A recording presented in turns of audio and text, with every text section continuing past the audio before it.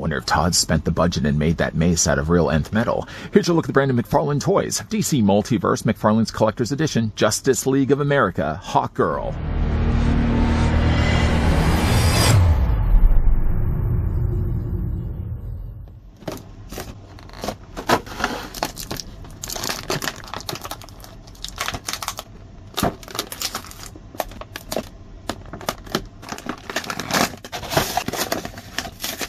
Using the power of nth metal, Kendra Saunders is Hawkgirl, one of the Justice League's newest recruits. Having no trouble standing shoulder to shoulder with giants, Hawkgirl's fighting spirit and determination has made her feared throughout the galaxy. Despite having this weight on the back of her body, Saunders still stands okay.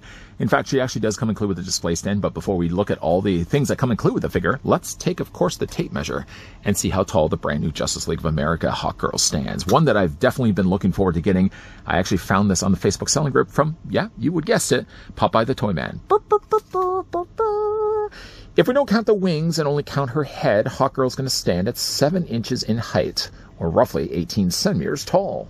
One of my big regrets was the fact I never got myself the variant edition of Hawkman. Now, this is the Hawkman that was part of the McFarlane Collector's Edition, but of course the colors don't really jive if you like the classic look of the characters. One thing I really do like about the new look of Hawkgirl is she keeps kind of the classic looking colors of the yellow and the green.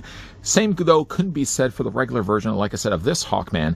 I do hope that down the road we get ourselves a new release of him, because if we're going to get a new Hawkgirl, you'd like to think we're going to get a new Hawkman. Bring in some other figures as well. I know quarters are getting kind of tight just because, again, they got capes, you got wings. Here's what the figure looks like, not only with Batman. Let's bring in Deadman. And just recently, we also looked at Wildcat. As for Hawkgirl's accessories, yeah, the figure first does come included with a display stand. Because, of course, this is also the McFarlane Collector's Edition. I'm having such a hard time getting that out. Frills get afforded. We now get a DC logo done in silver instead of just the black. To the far corner from that, in walking distance, there's also a peg that can plug into either one of Hawkgirl's boots. You can't plug them into both. You have 2 boots, you have 1 peg. 2 minus 1 gives us then 1 left behind boots. Let's move that off to the side. Boy, that is simple math. Then we get, of course, ourselves a trading card. Now, the trading card is McFarlane's Collector's Edition, branded down the side. Actually, you know what? Let's bring in Hawkgirl's, or Hawkman's as well. I guess I could really technically put these together in my sheet protectors, my trading card sheets. Unfortunately, though, truth be told, I've actually had this one sitting inside of a bag. That's basically where Hawkman's been relegated this whole time. I don't know if even he's been able to breathe. He's been probably suffocating this whole time. But yeah, I'm probably now going to be, well, now that I've got the reminder to put this probably in the proper trading card sheets, hopefully this isn't going to be the end result of what we're going to be getting Hawkgirl. Hopefully both the cards will be flat. This is not going to be flat. This one at least is. Talking too much about trading cards. On the back, by the way, of the trading card, the real name is Kendra Saunders. I guess similar to Colonel Saunders. I don't think she's dealing in chicken, though. Her debut, though, is Justice Society of America's Secret Files and Origins #1, August 1999. Just the cusp before we get to the year 2000. So I guess right around there would have been, Y2K. Everybody was like dreading about, well, I guess August. We still would have had time to kind of worry and panic. Is it going to be the end of the world when we get to New Year's Eve? And of course, you got yourself a paragraph read, basically just telling us, though, that she's the newest member. She's more the rookie. But nice little card. And, again, I always appreciate when, again, too, also that we use source material. We don't use figure photography, which doesn't seem to be the case, but they haven't done that for a while. Then on to her mace. Now, her mace is made of nth metal. I can tell you, though, just by the weight alone, it's not made of nth metal. It's made of plastic. Bringing in a Hawkman's here. Not that size makes much of a difference, but you can clearly see, though, that Kendra's definitely has a much longer mace. I do actually like the color of the blue that they've used here as well. The handles, though, I'm not going to compare one to the other because clearly they're not using the exact same mold. Hawkman's, though, is a little bit more prickler. Hers is just for good for bashing in people's faces. I hope that she's not bashing in people's faces, but I love the color on that. Now, of course, she does have the means to hold that in her hand. Right now, if you get her out of the packaging as it is right now, just kind of the twist ties, not doing really much of anything, she already has a means on this side to hold the mace.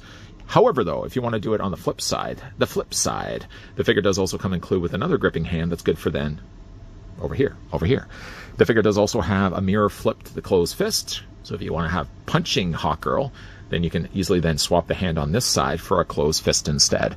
If you like also a couple of gestured hands, she does also have those as well. I mean, it's fine and good for the person behind the camera just be talking about these things. I'm sure you guys would actually want to see what they look like on her hands. So let's go and remove those hands. We're going to go ahead and just kind of pop this one off the peg. find one of the gestured hands. That's the way I'm going to be going with this. That's how I'm going to be rolling. We're going to plug that onto the peg, kind of twist it just to ensure that's in place. And now she's got herself a gestured hand, and now she can have the mace hand on the other side. That's pretty cool. That's pretty much all the accessories that come include with a Hawkgirl, with the one big exception is obviously the figure does also have these large wings. Now, I've got her currently displayed with the wings, probably not best advised, on the back of her body, kind of folded in. If you wanted to really have her displayed with the wings kind of tucked back, like she's just walking around, I can't imagine she'd be able to fit through the hallways if the wings are fanned out like this. But you can kind of tuck them back, like a seal. You basically just fold them back. They're on hinges after all. So if you want to have them flat like that, that's fine. I prefer, again, if I'm going to have Hawkgirl not in a flight pose, kind of want to really just arch these back as far as I can get them. Now, granted, doing all that is going to add some unnecessary back weight. You're going to have a harder time to stand the figure. It's almost like she really does need a display stand. The wings do have posability, so again, you can move them forward and back this way. You can hinge them out if you want to have them fanned out like this. But also that these are separated pieces. Unlike, though, Hawkman, that unfortunately got relegated to only just single hinges. Now, with his wings, you could still move them forward. You can move them out. You can bend them back, too, if you wanted to. But there was no more that you could really do with the wings themselves. Hawkgirl, I shouldn't say unfortunately, Hawkgirl benefits from having actually a hinge. There's a peg right here. So you can take the wings and you can also fan them out. So obviously that's going to take up a whole lot more space. People are probably going to feel a little more claustrophobic just because Hawkgirl's got her wings all surrounding them. But you can also go that route as well. I feel like we've seen these wings before. Anti-Spawn, perhaps even the Joker, the Batman Who Laughs, may have also had very similar wings to this. I do like those. I think the wings are nice little touches, and I do think that they've added the nice frills of having these as posable wings, not just the single wings that Hawkman had over there. For the head sculpt, though, for Hawkgirl, classic look. Even though this is really a newer incarnation of Hawkgirl, she's had many different characters portray this role. I mean, I guess it would be the other way around. Other characters have taken up the mantle of being Hawkgirl. This is the newest one, or one of the newest ones. One thing I do really like is the way they've sculpted the cowl piece. Adding nice dark colors on the bottom here that kind of mimic that of feathers. I love that they've added gold eyes as well. Now, there is also a platinum, I think it's a platinum edition, or is a gold platinum edition. I can't even keep track anymore. But there's one of Hawkgirl that looks like this, just in darker, more modern colors. I didn't get that one yet. I still probably have plans to pick that one up. I think I like more the green and the yellow just because, again, for me, it evokes the classic look of the old days of Justice League, especially even like the cartoon of Hawkgirl, where she certainly took care of business. Now, again, the green works really well. Again, you've got like that classic look of Hawkgirl where you've got the stripes down the front in the yellow. I think, though, it's a really nice touch that they went in there to actually sculpt the boots. Now, they could have so easily just made these completely smooth, but texturing it adds a little bit of extra love. Of course, she does also have the belt there on the front. There's a little tiny hawk symbol. For a second, it looks like the Thundercat symbol. No, she's not part of the Thundercats. She probably, if anything, would be attacked by the Thundercats because cats love birds. They've also added nice silver in their gauntlets, on the bicep gauntlets there as well, sculpting some really nice brown there on her gauntlets on her hands, which is pretty close in brown to what she has on her belt. Like, as a whole, it's a really nice looking Hawkgirl. The only thing I have issue-wise when it comes to the figure isn't so much the fact she's back heavy, because, you know, that goes with the territory of, if you get any figure that has a cape, that has wings, you know to expect that when you're going to be putting them on the shelf, they're not going to have an easy time to stand. They're not going to be as easy as Wildcat. Wildcat didn't have any wings. I mean, not that we're drawing attention. I probably even shouldn't have these two together anyways, because that's, again, a cat, a bird. I can't imagine the two mix all that well. But with Hawkgirl, it isn't so much the issue that she has the wings. My big issue really comes when it comes to the articulation of the figure. So if we look at, like, her head, for example, this isn't, by the way, the issue. She has a ball joint, and yeah, you couldn't rotate her head all the way around. The head can look down quite low, and it can also look up high, too. So if you want to get yourself a flight stand for the figure, even though one doesn't come included with her, you can get her in a pretty high pose. You can also arch her torso back as well. No, that's not the issue. That's not the issue at all. So there's a bit of a rock there, too. My concern, though, comes really with the arms. It isn't so much the fact that they don't move, but what unfortunately is the case, because they've added this cup socket. So basically what it is this peg plugs into her torso, and then to separate that, so you're not looking at a big very obvious gap where the peg is going to be plugged in. They put these little cup pieces. The cup is supposed to conceal the joint. Unfortunately, though, sometimes when you are moving the joint out, and it's not doing it right now, but sometimes what ends up resulting is it leaves this big gap space right there. These are loose too. I mean, I keep kind of pushing them back in, and when I do feel like they're all the way in, the moment I go to start to move the arm again, yeah, again, like you kind of see the way that there we go. See, right there. I mean, this is something where you might find yourself moving the arms for Hawkgirl, then taking these and just plugging them back in place. It's just a small thing. It's a small criticism. Not that it ruins the figure, but it's certainly something that you find yourself constantly aware that this is happening. Again, the arms move forward and back. If the wings were out of the way, technically, the arms would be able to rotate all the way around. You get a T-pose easily enough. There's also a swivel in the bicep, double hinge on the elbow, and the hands rotate all the way around. Let's bring that arm down. Upper torso is going to be, yes, on a ball joint. Further from that, there's also a ball joint in the abdomen area. Does the exact same thing, just a little bit lower down. Legs do split out. No problems there. You can take the legs and move forward, move them back. There's a swivel, a very good swivel at the top of the thigh. There's also a double hinge on the knee.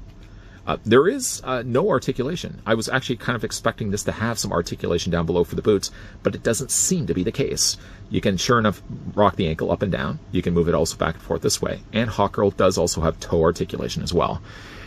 As mentioned already, there is also I think it's a gold label collection. No, I think it's a red platinum edition. I can't even keep track of these things anymore. There's a red platinum edition of Hawkgirl that is essentially this same mold. What it is, though, differently is that she also has more of the darker colors. So if you don't really like this look of Hawkgirl, I'm not even going to fight with this. I'm going to get her on a display stand. If you don't like necessarily the classic look of the colors, you can always go the route of the darker colors instead.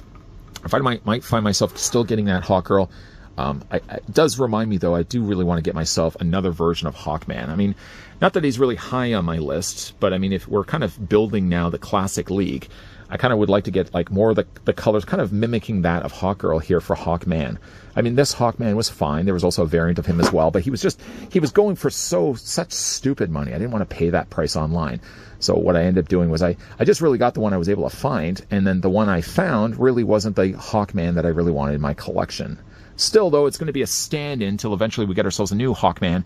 I'd like to hope, though, that as we got ourselves a new Hawkgirl, not that far from that, we will eventually get ourselves a Hawkman.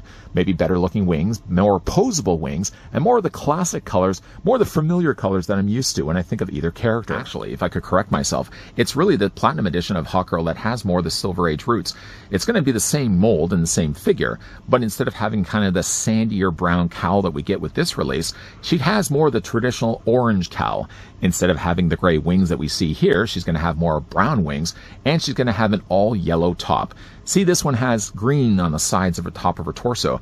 The other one is actually going to have a yellow top that goes all the way down to a yellow belt, red trunks, and it's going to have the same green legs. The legs seem to be exactly the same. Maybe they might even have a slightly lighter green, but I think really looking at this one and looking at the Platinum Edition, I'm happy that I got the regular version a little bit more.